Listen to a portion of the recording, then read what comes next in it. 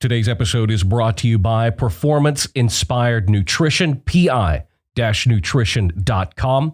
Live a more healthy and active lifestyle with their line of natural, nutritional lifestyle products for men and women. Now, I've told you many times, I use Performance Inspired. I take the multivitamin every morning.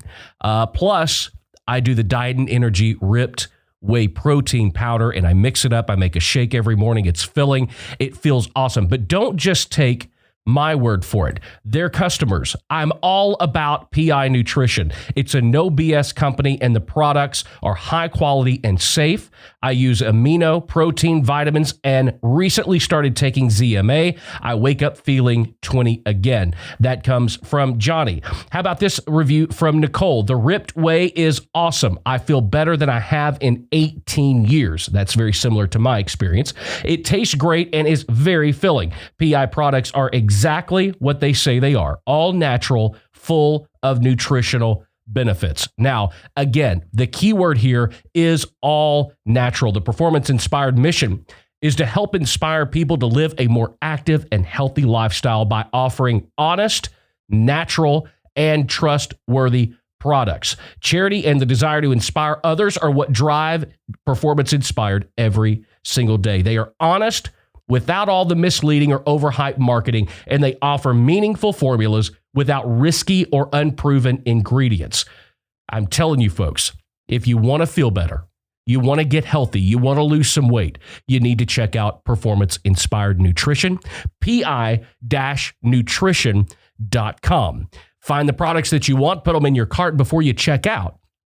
Enter the code STEVE, and you will immediately get 10% off of your order. If you want to order online, you can do that. You can also visit the website and find a list of their retailers that are located near you. Healthy, active, all natural, Performance Inspired. Be inspired. Also brought to you by the Artist Development Academy.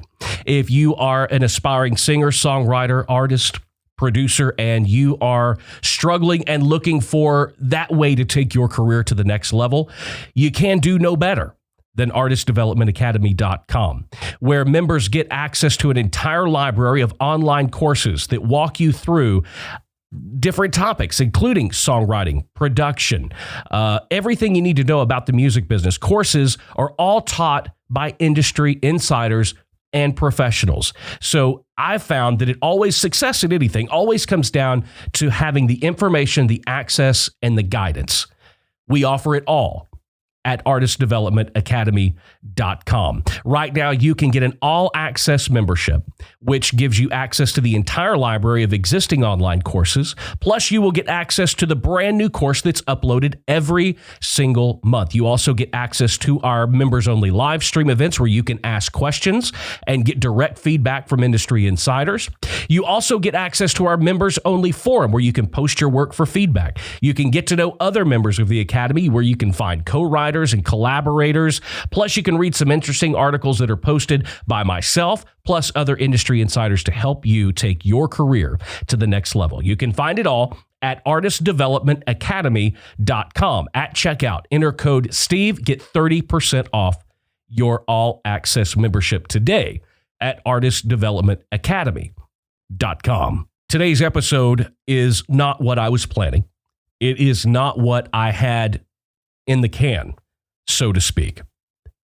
But considering what's going on in America right now, we are seeing the best of us and the worst of us at the exact same time. So I wanted to touch on a few of the topics of what's been going on lately around our country.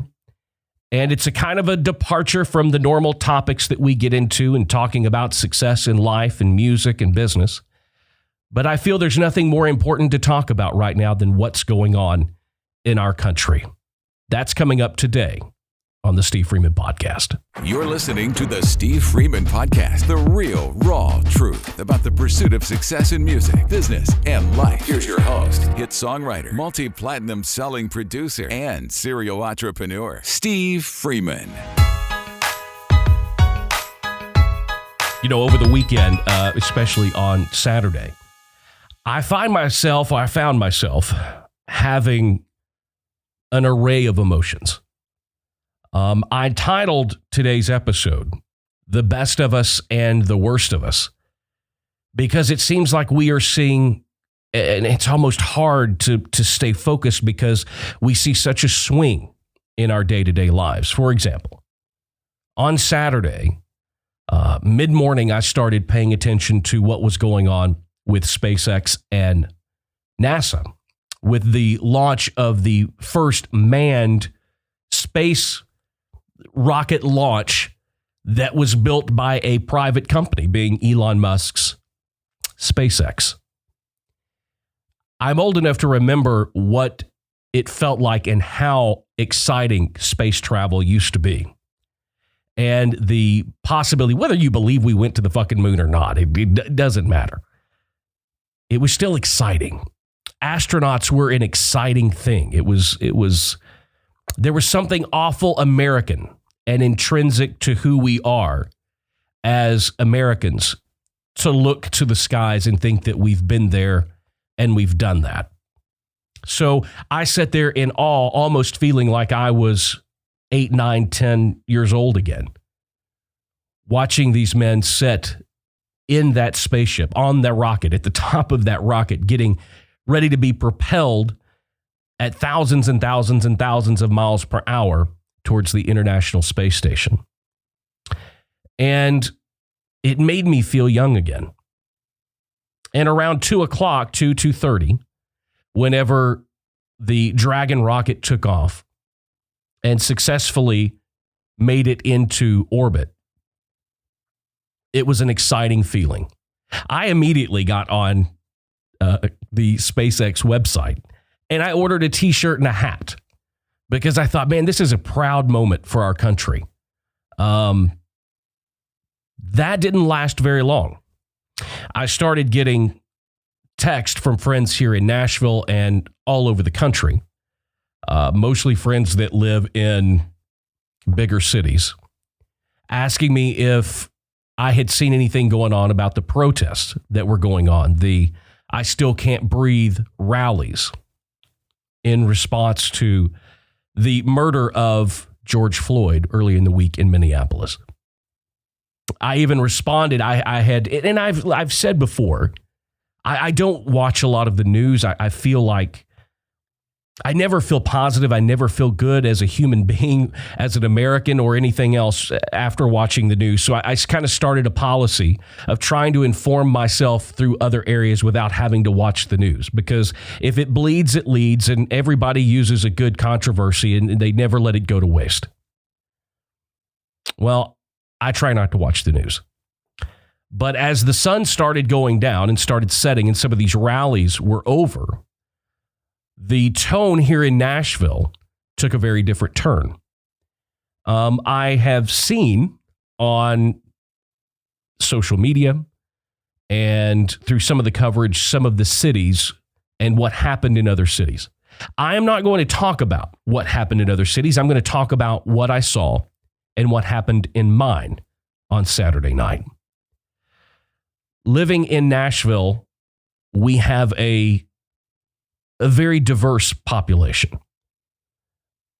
I often say that there are really good people here. There are really bad people here.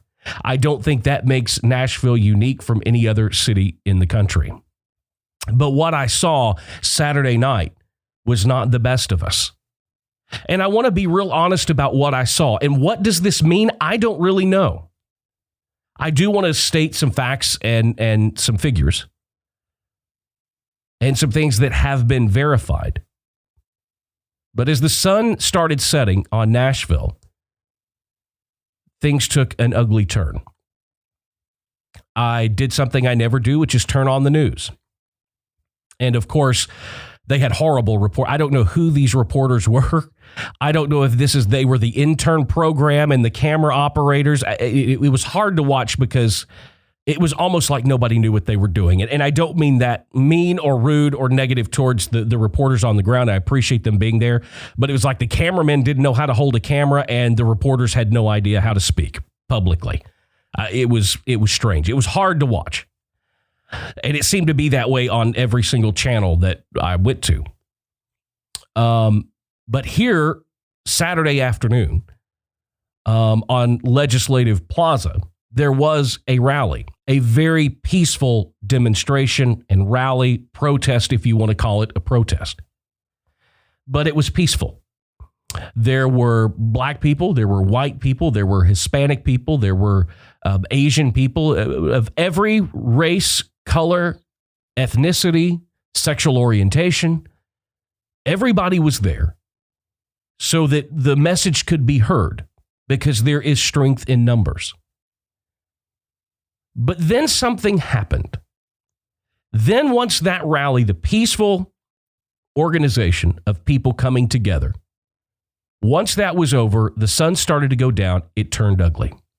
And as I sat there and I watched, I started seeing them lighting the courthouse on fire, breaking windows in local businesses. Now, listen, here's where this may be a little controversial, but I don't think, from what I was watching, the people responsible for the looting, the destruction of property, the vandalism, the arson, those were not the people that showed up to be there for the I Can't Breathe rally at Legislative Plaza.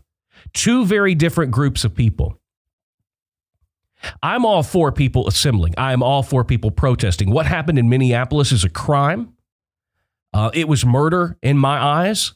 And I think it was murder in the eyes of 99.9% of every American, regardless of what color your skin is. But what I saw Saturday night in my own city just broke my heart. Then you start seeing reports come in that the federal authorities had actually intercepted communication that proved that what was going on here in Nashville and in other cities, in Chicago, in Los Angeles, in Minneapolis, and Atlanta, was all being coordinated from one position. Meaning that this has nothing to do with people being angry over the death of George Floyd or the murder of George Floyd and the police officers in Minneapolis that were directly responsible for that atrocity. This has nothing to do with that. These are special interest groups that are recruiting people via social media to go out and set shit on fire, to terrorize people, to vandalize businesses and break windows. I think it's very important that we identify that there are two different things going on here. On one side, you've got people of all colors, of all races, ethnicities, backgrounds. They are there showing up peacefully to protest what happened in Minneapolis. Then you've got this other group that has complete other intentions, that has nothing to do with spreading the message or making people aware or trying to change the way things are in America so that the George Floyds of the world don't happen anymore. There are two different things going on here. And I want you people to understand and pay attention. It is time to wake up. You have to wake up. Whether it is the coronavirus, and how many of you noticed that? Since what happened in Minneapolis happened, see, what is going on now, the George Floyd murder, what's going on with these police, race relations, it is way, way, way, way sexier of a topic and an issue. And visually, the vandalism, the arson, the riots, that is sexier to the media than COVID-19. We've been dealing with the fucking coronavirus now for 3 months, and people are sick of it. People are tired of it. Yeah, if I have to wear a mask, I'll wear a mask, but I'm getting the fuck out of my house. This quarantine thing is bullshit. Okay, people are over it. And what's going on in response to the murder of George Floyd is way more sexier. We haven't heard anything over the weekend about COVID-19. Even all of the major news outlets on television, the major networks, for the first time, are not posting the death numbers on their crawler across the screen. The COVID-19 and the coronavirus are no longer leading the news because it is not as sexy. Is it still as dangerous as it was? Is it a real thing? Should we be concerned? Who knows? Because all of the coverage now is on these idiots that are burning down the cities in which they live. People, wake up. A house divided will not stand. How many times have you heard that? A house divided will not stand. And you and I are being played against one another. We are being divided because we are not strong when we are divided, and the powers that be know that.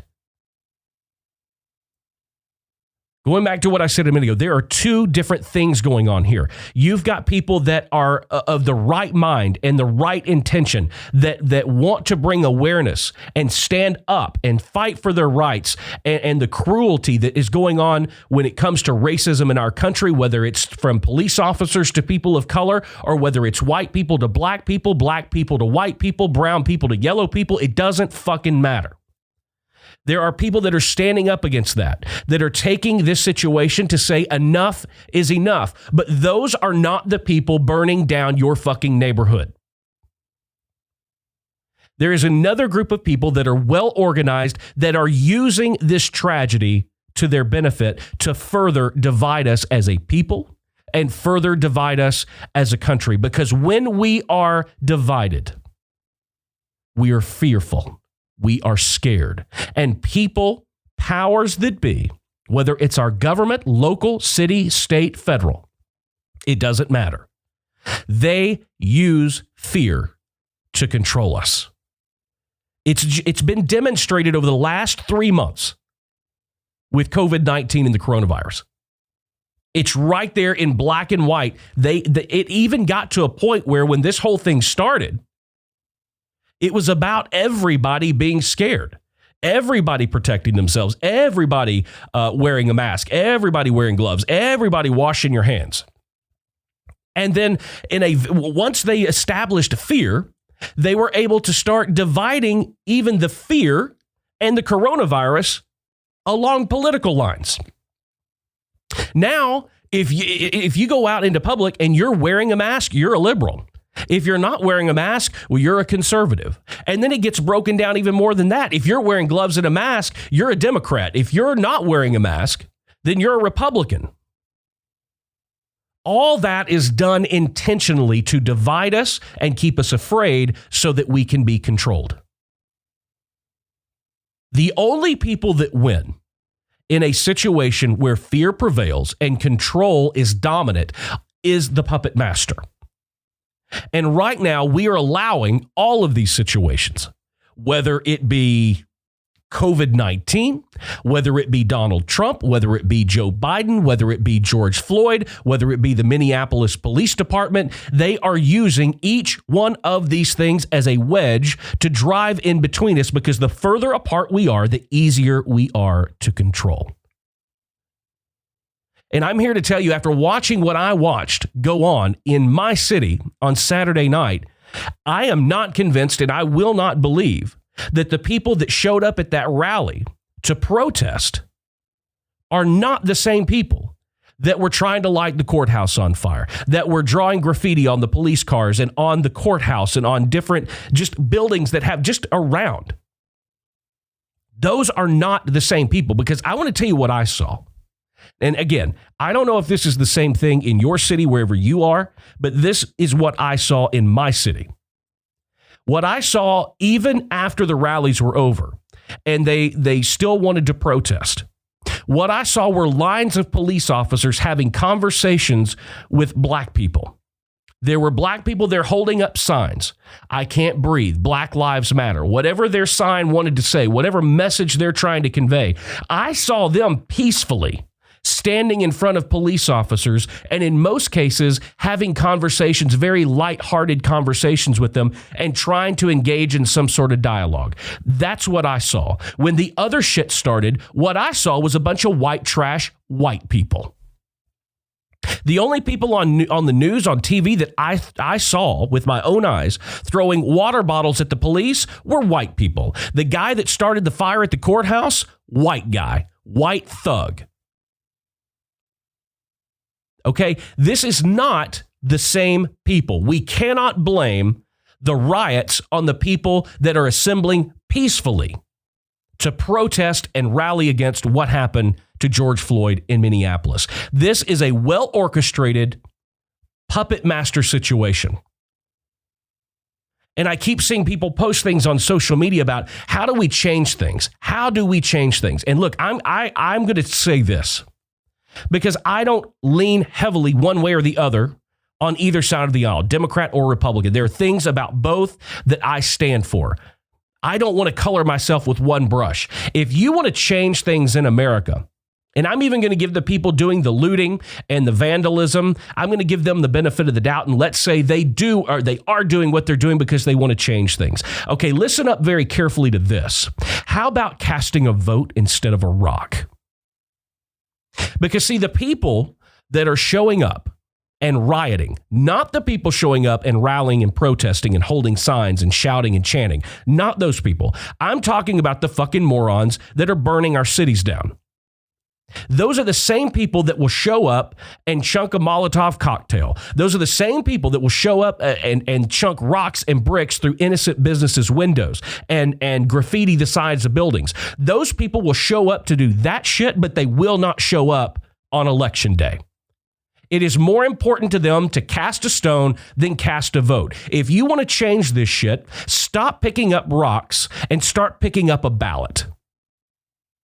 Now, I don't care which party you vote for. I don't care come November if you vote for Joe Biden or you vote for Donald Trump. If you want to change, that's where it starts. Use positive action. Stop picking up rocks and start picking up ballots. And I got to be real honest with you. This is not an executive branch of the government problem. Everybody wants to blame the president, whether it's Donald Trump, whether it's Barack Obama, whether it's George Bush or Bill Clinton. They can't do a damn thing. In all honesty, they cannot do anything that matters that's going to influence the daily lives of people that are going through this. Where does this start? This starts at your local government.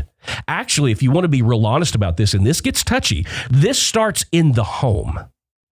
What are you teaching your children?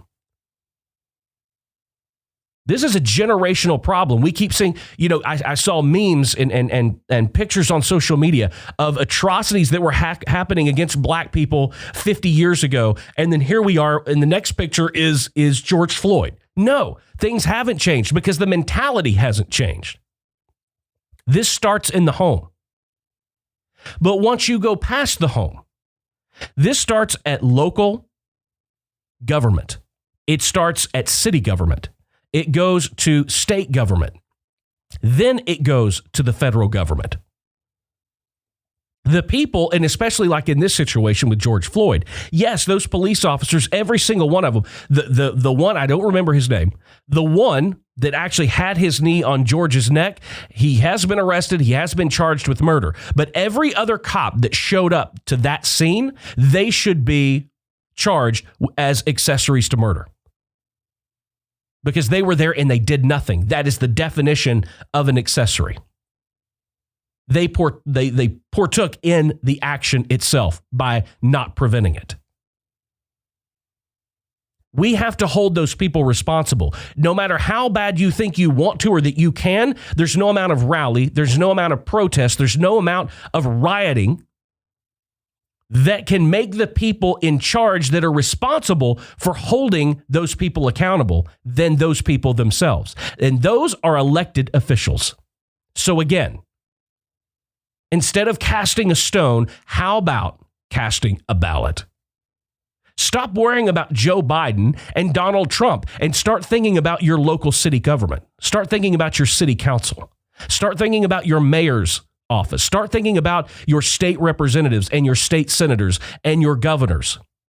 Because in the state in which you live, they have more power over you than the federal government. If you don't change, because have you never noticed the progression? It's almost like a AAA baseball. It's the same in politics. They start off running for city council and maybe they get on city council and then they run for mayor or they run for state representative or state senator and then they run for Congress and then they run for Senate and then they run for president. If you're so convinced that the Donald Trumps of the world and the Joe Bidens of the world can change the way that we live in this country and can change the framework and the mindset of the people in it, then why don't you start changing them at the beginning where they start? and hold them accountable at every step. There are senators and congressmen that represent the poorest, most downtrodden, economically trampled sections of our country, and they've been that way for years and years and years and years. And people keep voting them in and keep voting them in. And then we wonder, why does nothing change? The definition of insanity is continuing to do the same thing over and over and over and expecting a different result. That basically means that all of us are partaking into creating the insanity in which we find ourselves. We are making it easy for them to divide us. We are making it easy for them to control us. We are making it too easy for them to make us afraid to leave our houses. It's exactly what I said earlier. The COVID-19, the coronavirus is losing its luster. It's the grips of fear are starting to let go because people are tired of it. And we needed another tragedy. And unfortunately, what happened in Minneapolis happened. And I told a friend of mine on direct message on Instagram the other day, and I'll say it here publicly, I do 100% believe that if George Floyd were white, he would be alive today. I do believe that. But I also, at the same time, don't believe that your opposition to what happened in Minneapolis gives you any right to burn a building down, to burn a car, a cop car, or anybody else's car. I don't think that it gives you the right to throw rocks through innocent businesses and destroy your own community. The same thing can be said for crimes of passion. If you walk in a room and find your husband or wife cheating on you and you pull out a gun and you shoot them, a crime of you're still going to prison. Nobody's going to go, oh, well, we see. Okay. Yeah, it was a crime of passion. No, let that person go. I posted on social media over the weekend, and I took a little bit of backlash over it, but I'm going to say it publicly here again. Looting is not a protest. It's larceny. Burning a building down is not a protest. That's arson. Graffitiing cars and buildings and throwing rocks through windows is not a protest. That's vandalism. How in the world can you expect to get your message across and get people to support you when you assume the identity of the thing that you are protesting against? And then Saturday night, I'm watching the news. I'm watching all of this unfold. And I start to see that, wait a minute. The people that are protesting, the people that are standing up with the signs, they are not the ones with the Molotov cocktails. They are not the ones throwing water bottles at police officers. They are not the ones picking up bricks and throwing them through the windows of the courthouse and every other business downtown. And they are not the ones with spray cans spraying the sides of buildings and the courthouse and defacing the city that we all love. And this is to me, it feels just rinse and repeat, copy and paste. That's why I'm saying, if you are out there and you are frustrated by this the exact same way that I am, make sure that you're blaming the right people. I don't feel, based on what I saw in my community, I can't speak what happened in your city. I'm telling you what I saw with my own two eyes in mine. And what I'm telling you is that right now, the peaceful protesters, the people that have every right on the face of this planet to be upset, to be angry, and even I can even go so far as to say, if they were the ones rioting, looting, I could even understand it because they're angry. They're sick and tired of this shit happening over and over and over and over again. I get it. Everybody reaches a boiling point. They at least would have some semblance of there could be some understanding there. It would still be wrong. It's still criminal, but you could understand it. But those are not the people picking up the rocks. Those are not the people burning down the buildings. Those people are somebody else. Do not blame the people who are outraged and upset and vocal and angry over what happened in Minneapolis. Do not blame them for the atrocities that are going on in these different cities, because it is not the same group of people. What's interesting here in Nashville is they were reporting thousands of people showed up at Legislative Plaza to take place in the I Can't Breathe rally. Thousands. But yet, when that rally was over, those thousands of people went home. And what was left was maybe 300 or 400 other people. That should tell you that there is a definition. There is a separation there. They are two different groups of people. Now, who is this group that is controlling these people that are actually committing acts of crime and trying to take advantage of this tragedy to further divide us and make us afraid? I don't know. Is it Antifa? I don't know. Is it Black Lives Matter? I don't know. And what's their purpose? Their only purpose could be to keep us divided, because a divided house will not stand. It will fall. I don't know what they get if it falls, because as much as I hate to admit it, it feels like we are falling a little more every single day. Just when something positive happens, there is something of greater value or impact that happens to totally just overshadow and overcoat what just happened. The SpaceX launch on Saturday was an amazing thing. If you really stop and think about it, it is the best of us.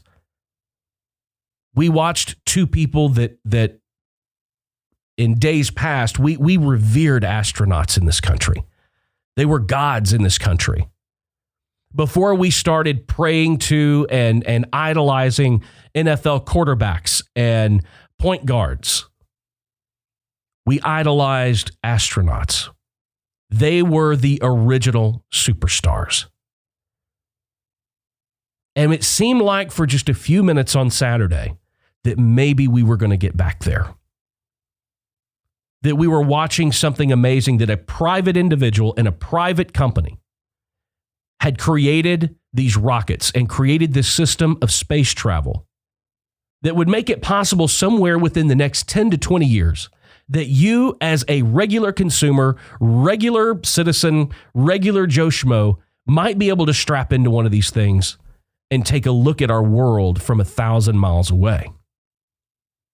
The possibility of that is amazing. When we dreamed of those things, when we really dreamed about hitting the stars, we were at our best as a country, because the excitement of that is something everybody agreed on. We used to look for things to unite us. We used to rally around things that it didn't matter what color you were, because it benefited everybody. Those things one by one are slowly getting stripped away. On Saturday, I saw the best of us and I saw the worst of us. I'm afraid that the worst of us is the impression that gets left behind and the impression that actually matters the most. Because as we woke up yesterday morning in my household, the conversation was about fear. It was about what happened Saturday night. When, if we're being the best of us, those conversations would have been how amazing SpaceX and NASA are, and that America has returned to the space race. Because one is so positive, one is so full of hope, one is so full of dreams, and one is so full of goals that don't know the color of your skin. The latter are divisive and fearful. We've got to stop that. I think it starts again in the home. Be mindful of what you're teaching your children.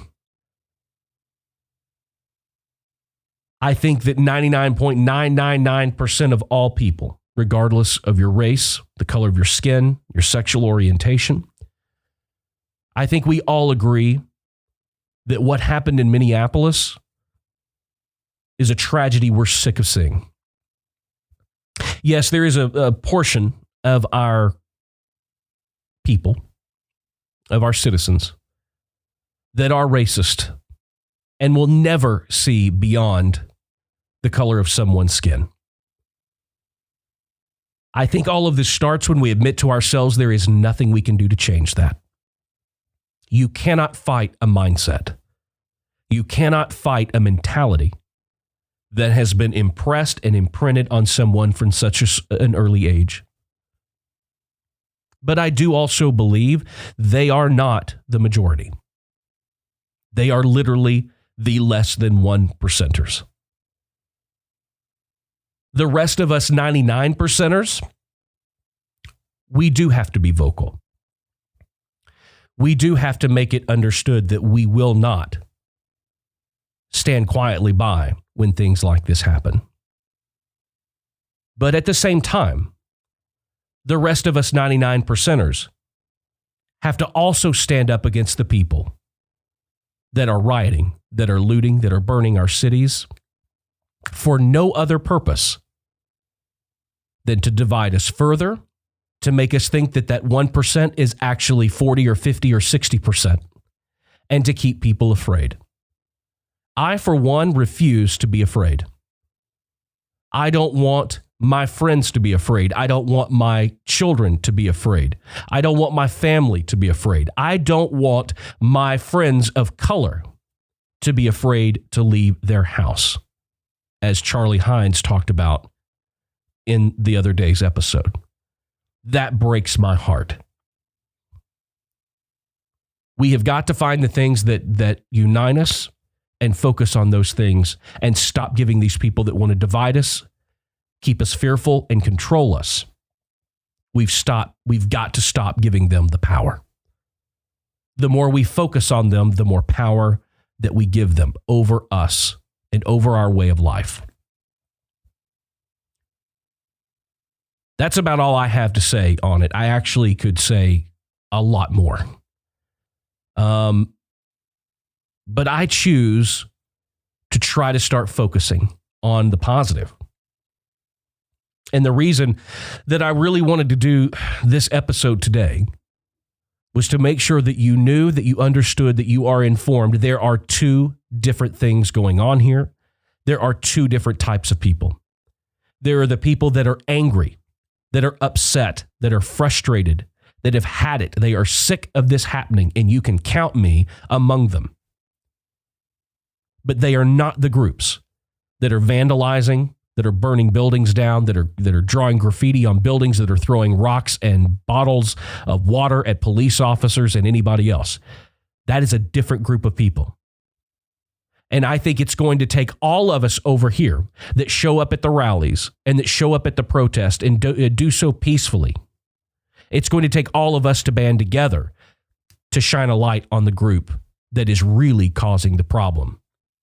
Because they know what they're doing is making the other group look bad. They are making all of us that are standing in solidarity over here look bad. We've got to band together and fight them. We cannot let them win. Guys, thank you for joining me for another episode of the podcast today. Like I said, a complete departure from anything that we normally talk about. But I've said that I wanted to kind of expand the podcast and talk about more important issues than the music business, because there's so much more out there in life that affects us and that is more important. So I hope you enjoyed today's episode. We can always continue the conversation on Facebook. The show notes for every episode can be found at thestevefreeman.com. You can post comments. Let me know what you think. Let me know what your ideas are. I would love to hear from you. You can also join my inner circle while you're there to get emails from me occasionally with little tips, little tricks, and just occasionally stuff that's on my mind.